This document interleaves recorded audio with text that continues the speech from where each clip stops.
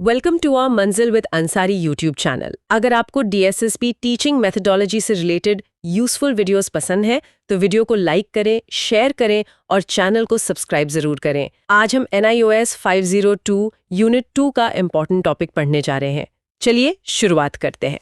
तो आज हम बात कर रहे हैं NIOS 502 यूनिट 2 की। इसका शीर्षक है शिक्षण एवं अधिगम के उपागम। जी हाँ। ये यूनिट असल में हमें क्या सिखाने की कोशिश कर रही है? इसका मुख्य उद्देश्य क्या है? देखिए, इस यूनिट का जो मुख्य उद्देश्य है वो है अलग अलग टीचिंग मेथड्स को समझना। अच्छा। और ये जानना कि एक टीचर के तौर पर हमें सही विधि का चुनाव कैसे करना है। ठीक है, तो किसी भी कक्षा के हम कह सकते हैं 3 महत्वपूर्ण पहलू होते हैं। एक तो शिक्षक। हाँ, शिक्षक, विद्यार्थी और जो विषय पढ़ाया जा रहा है यानी विषय सामग्री। और इन तीनों का लक्ष्य एक ही होता होगा? जी, लक्ष्य एक ही है, विद्यार्थी को ज्ञान ग्रहण करने के योग्य बनाना। और यहाँ पर जोर सिर्फ रटने पर नहीं है ना? बिल्कुल नहीं, जोर अवधारणाओं को यानी कॉन्सेप्ट्स को समझने पर होना चाहिए। असली सीखना वही है। ये बात तो ठीक है, लेकिन एक टीचर असल क्लास में ये फैसला कैसे लेता है कि कौन सी विधि इस्तेमाल करनी है? ये बहुत ही जरूरी सवाल है। देखिए, सही विधि का चुनाव 3 बातों पर निर्भर करता है। वो 3 बातें क्या है? पहली है स्थिति यानी सिचुएशन, मतलब क्लास का माहौल कैसा है। ठीक है, और दूसरी? दूसरी है तत्परता, मतलब रेडीनेस, कि बच्चे उस टॉपिक को सीखने के लिए कितने तैयार हैं। और तीसरी? तीसरी है रुचि यानी इंटरेस्ट, बच्चों का इंटरेस्ट किस चीज में है। इसमें एक उदाहरण भी दिया गया है सुष्मिता मैम का, वो काफी अच्छा है। हाँ, मान लीजिए क्लास में बच्चे बोर हो रहे हैं, तो एक अच्छी टीचर जैसे कि सुष्मिता मैम खेल विधि यानी प्लेवे मेथड का इस्तेमाल कर सकती हैं। जैसे अंत्याक्षरी के जरिए कुछ सिखाना। बिल्कुल, अंत्याक्षरी के माध्यम से वो नए शब्द सिखा सकती हैं, या गणित भी। इससे गणित और खेल मिलके फन लर्निंग बन जाता है। सही बात है। तो चलिए अब इन उपागमों को एक एक करके समझते हैं। सबसे पहले बात करते हैं अध्यापक केंद्रित उपागम की, टीचर सेंटर्ड अप्रोच। जी, इसके तो नाम से ही काफी कुछ साफ हो जाता है। हाँ, ये वो उपागम है जिसमें शिक्षण का केंद्र मतलब फोकस अध्यापक होता है। अच्छा, तो इसमें ये माना जाता है कि सारा ज्ञान टीचर के पास है? सही समझे, इसमें शिक्षक ज्ञान को विद्यार्थी के दिमाग में डालता है। इसे नॉलेज ट्रांसमिशन कहते हैं। मतलब सिखाने पे ज्यादा जोर है, सीखने पे कम। बिल्कुल, और इसी से जुड़ा एक बहुत जरूरी नाम है पाउलो फ्रेयर का। हाँ, उन्होंने इसे बैंकिंग शिक्षा कहा है। ये परीक्षा में भी पूछा गया है। जी, ये बहुत महत्वपूर्ण है। तो ये बैंकिंग शिक्षा का कॉन्सेप्ट क्या है? फ्रेयर कहते हैं कि इस सिस्टम में टीचर छात्र के दिमाग को एक खाली बैंक अकाउंट समझता है और उसमें ज्ञान डिपॉजिट करता रहता है। हाँ, बस ज्ञान के फैक्ट्स जमा करता रहता है और छात्र का काम है परीक्षा के दिन उसे विड्रॉ कर लेना।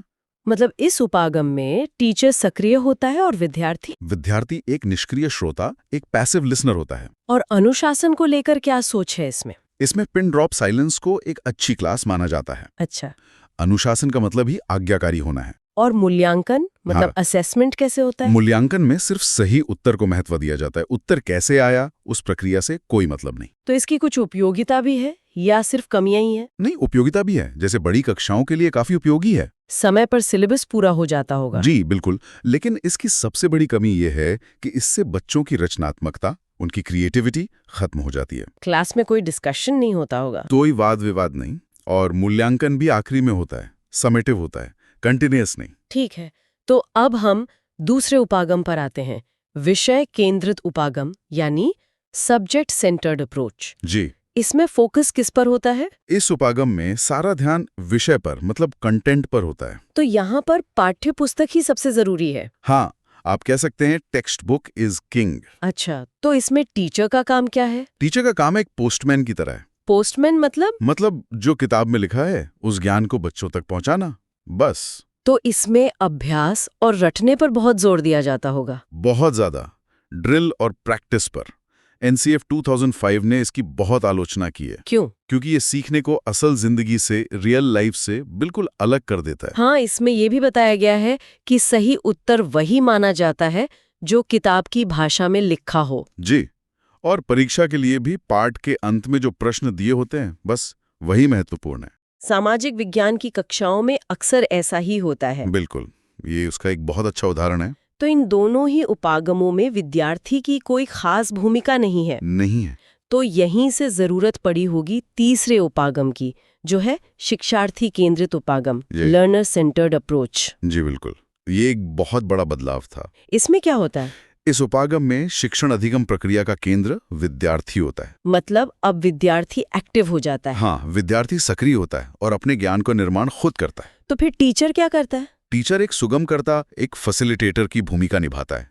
वो सीखने में मदद करता है। तो इसमें बच्चे की जरूरत, रुचि, क्षमता, इन सब पर ध्यान दिया जाता है। बिल्कुल, बच्चों को अन्वेषण मतलब एक्सप्लोरेशन करने की पूरी आजादी होती है। कक्षा का माहौल भी अलग होता होगा। हाँ, माहौल काफी लचीला होता है, फ्लेक्सिबल सीटिंग होती है, बच्चे ग्रुप्स में काम करते हैं। पीयर लर्निंग को बढ़ावा दिया जा रहा है। जी, पीयर लर्निंग, पूछताछ, हैंड्स ऑन एक्टिविटीज, ये सब कराया जाता है। और मूल्यांकन, वो तो सतत होता होगा इसमें। हाँ, मूल्यांकन सतत होता है, कंटिन्यूअस। और एक और खास बात, क्या? इसमें गलतियों को सीखने की प्रक्रिया का एक हिस्सा माना जाता है, उन्हें फेलियर नहीं माना जाता। तो अगर हम तुलना करें तो अध्यापक केंद्रित में टीचर सक्रिय है और शिक्षार्थी केंद्रित में विद्यार्थी। सही। अध्यापक केंद्रित में शिक्षक एक इंस्ट्रक्टर है और शिक्षार्थी केंद्रित में एक फैसिलिटेटर। एक का लक्ष्य कोर्स पूरा करना है, दूसरे का लक्ष्य कॉन्सेप्ट को समझना है। और अनुशासन? अध्यापक केंद्रित में कठोर अनुशासन होता है, जबकि शिक्षार्थी केंद्रित में स्वानुशासन मतलब सेल्फ डिसिप्लिन पर जोर होता है। चलिए, ये तो बहुत साफ हो गया। अब चौथे उपागम पर चलते हैं, दक्षता आधारित उपागम, जी, कॉम्पिटेंसी बेस्ड अप्रोच। जी। इसका लक्ष्य क्या है? ये बाकियों से कैसे अलग है? देखिए, इसका लक्ष्य सिर्फ पास होना नहीं है। तो फिर क्या है? इसका लक्ष्य है किसी विषय या कौशल में दक्षता मतलब मास्टरी हासिल करना। अच्छा, मास्टरी। तो इसमें ज्ञान के साथ साथ और किन चीजों पर ध्यान दिया जाता है? इसमें ज्ञान, कौशल, दृष्टिकोण और मूल्य, इन चारों के विकास पर ध्यान दिया जाता है। मैंने इसमें 80% रूल के बारे में पढ़ा है, वो क्या है? हाँ, वो इसका एक बहुत महत्वपूर्ण नियम है। बताइए जरा। यदि कोई बच्चा 80% प्रश्न सही करता है तो ये माना जाता है कि उसने उस विषय में दक्षता हासिल कर ली है। जैसे 20 में से 16 प्रश्न सही करना? बिल्कुल। और इसमें एक और चीज जरूरी है, MLL, minimum levels of learning. अच्छा, हर बच्चे को एक न्यूनतम स्तर तक तो पहुंचना ही है। जी, ये अनिवार्य है और ये सेल्फ पेस्ड होता है, मतलब बच्चे अपनी गति से सीखते हैं। तो इसमें सीखने का क्रम कैसा होता है? सरल से जटिल, सिंपल टू कॉम्प्लेक्स। जैसे पहले जमा सिखाया, फिर घटा, फिर गुणा और फिर भाग। और अगर कोई बच्चा पीछे रह जाए तो उसके लिए रेमीडियल टीचिंग का प्रावधान है।